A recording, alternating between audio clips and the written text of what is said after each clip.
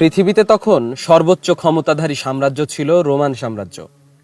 এদেরকেই পরাজিত করে জেরুজালেম নিজেদের আয়ত্তে এনেছিল মুসলিমরা। সাহাবীরা জানতেন যে রাসূলুল্লাহ সাল্লাল্লাহু আলাইহি ওয়াসাল্লাম তার জীবনের শেষ সময়ে আল আকসা বিজয় করতে চেয়েছিলেন, কিন্তু তিনি তা পারেননি, মৃত্যুবরণ করেন। আবু বকরের শাসনামলে তাদের দৃষ্টিকোণ একমাত্র আল আকসাতেই ছিল, কিন্তু আবু বকর সেই বিজয়ের সুসংবাদ দুনিয়ায় থাকতে পেলেন না। তিনি যেদিন মৃত্যুবরণ করেন সেদিনই জেরুজালেম মুসলিমরা বিজয় করে। উমর রাদিয়াল্লাহু তাআলা আনহু এর দায়িত্বভারের প্রথম দিন আল আকসা বিজয়ের সুসংবাদ আসে। উমর রাদিয়াল্লাহু আনহু ইয়াজিদ ইবনে আবু সুফিয়ানকে রাদিয়াল্লাহু আনহু দামেস্কের গভর্নর হিসেবে দায়িত্ব পালনের জন্য আদেশ দেন। তিনি মৃত্যুবরণ করার পর মুয়াওয়াহ রাদিয়াল্লাহু আনহু গভর্নরের দায়িত্ব পালন করেন। মুসলিমরা একের পর এক ভূমি বিজয় করতে থাকে, আর ওইদিকে বাইজেন্টাইন সৈন্যদলের মনোবল ভাঙতে থাকে।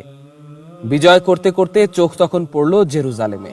তখনকার সময়ে শত্রুদের আক্রমণ থেকে বাঁচার জন্য শহরগুলোর চারিপাশে প্রাচীর দিয়ে ঘেরাও করা হতো। জেরুজালেমও ঠিক এমন ছিল। মুসলিমরা জেরুজালেমে পৌঁছল, কিন্তু বাইজেন্টাইন সৈন্যদলের কোনো দেখা মিলল না। এই ভূমি তাদের কাছে পবিত্র, এখানে হেঁটে বেরিয়েছেন ঈসা আলাইহিস সালাম। মুসলিমরা প্রাচীর ঘেরাও করে বসে থাকলো, কিন্তু বাইজেন্টাইন সম্রাট হিরাকিউলাসের সাহায্য না পেয়ে তারা এক প্রকার হতাশ হয়ে পড়ল।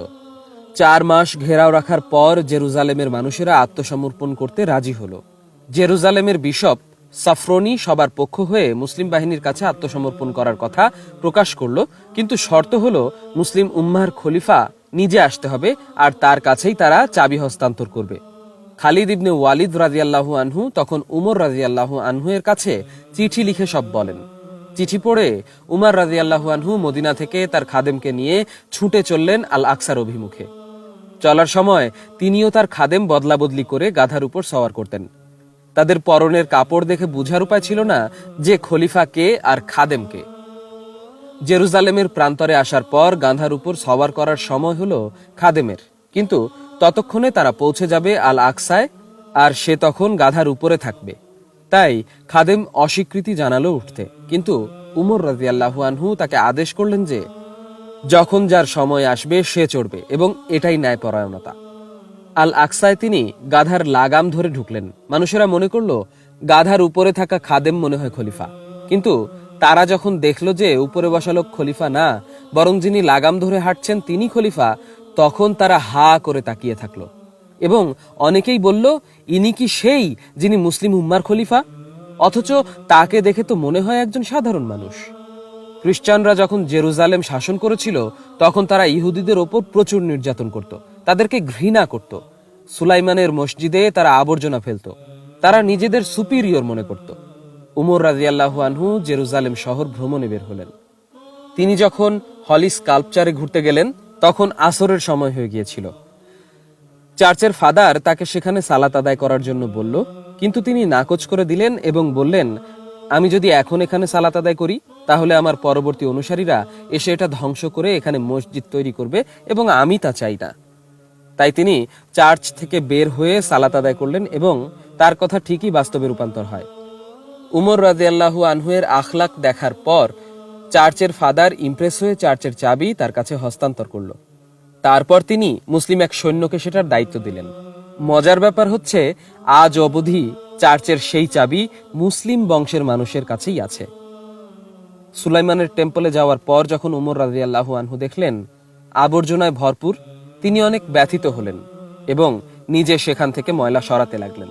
তারপর বিলাল রাদিয়াল্লাহু আনহুকে আজান দেওয়ার অনুরোধ করলেন। আজানের ধ্বনি যেন রাসূলুল্লাহ সাল্লাল্লাহু আলাইহি ওয়াসাল্লামের সময়ের কথা তাদের স্মরণ করিয়ে দিল। কান্নায় সবাই ভেঙে পড়ছিলেন। জেরুজালেমে উমর রাদিয়াল্লাহু আনহু কিবলি মসজিদ তৈরি করেন, যা আজ অবধি দাঁড়িয়ে আছে। জেরুজালেম বিজয়ের 30 বছর পর উমাইয়াহ খলিফা আব্দুল মালিক ইবনে মারওয়ান সেখানে ডোম অফ দ্য রক তৈরি করেন। জেরুজালেম বিজয়ের পর মাত্র 2 বার আল আকসা আমাদের মুসলিমদের হাত থেকে অন্যদের হাতে চলে যায়। মধ্যযুগে ইউরোপ থেকে আগত ক্রুসেডাররা ভয়ঙ্কর রূপে আক্রমণ চালায়, যা ইতিহাসের পাতায় আজ লেখা আছে বর্বর হত্যার টাইটেল দিয়ে। তারা জেরুজালেম বিজয় করে এবং গণহত্যা চালায়। তাদের হাত থেকে মুসলিম, খ্রিস্টান, ইহুদি, অন্য ধর্মের কেউ রক্ষা পায়নি। বলা হয়ে থাকে যে সেদিন জেরুজালেমে রক্তের বন্যা বয়ে যাচ্ছিল রাস্তায় রাস্তায়। তারপর সালাউদ্দিন আইয়ুবী রাহিমাহুমুল্লাহ তাদের হাত থেকে জেরুজালেম উদ্ধার করেন। উদ্ধার করে তিনি হত্যা চালাননি ক্রুসেডারদের মতো, বরং তিনি সবাইকে প্রোটেকশন দিয়েছেন, যা আজও ইতিহাসের পাতায় দৃষ্টান্ত হয়ে রয়ে গেছে। দ্বিতীয়বার আল আকসা আমাদের হাতে নেই বর্তমানে। আল্লাহ জানেন কত বছর আমাদের হাত থেকে পবিত্র ভূমি তাদের হাতে থাকবে। ইতিহাস শেষ হবে তাদের হাতেই, যারা সত্যের পথে থাকবে। দিন শেষে সত্যের বিজয় হবে। সত্যের পতাকা সেদিন বিস্তীর্ণ আকাশে উড়বে।